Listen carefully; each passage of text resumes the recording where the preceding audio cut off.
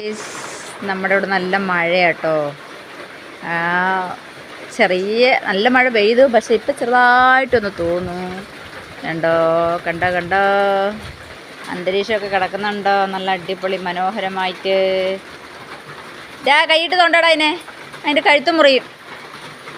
കണ്ടോ, കുട്ടന്മാരൊക്കെ ആകെ അടങ്ങാറായി നിൽക്കുമോ മഴ പെയ്തപ്പോൾ തണുത്തിട്ട്. അതെ, അവിടെ ഒന്നും ആരുമില്ല മക്കളെ. മഴ ഏതാടാ? പുട്ട് പുട്ട് പുട്ട് പുട്ട്. എന്താ നല്ല അടിപൊളി മഴ, സൂപ്പർ. എന്താ നമ്മുടെ പൂവൊക്കെ എണ്ണിച്ചിരിക്കുന്നുണ്ടോ മഴ ചെയ്തപ്പോൾ സന്തോഷം കൊണ്ട്. ചെടികളൊക്കെ എന്താ എല്ലാവരും എണ്ണിച്ചിരിക്കുന്നു.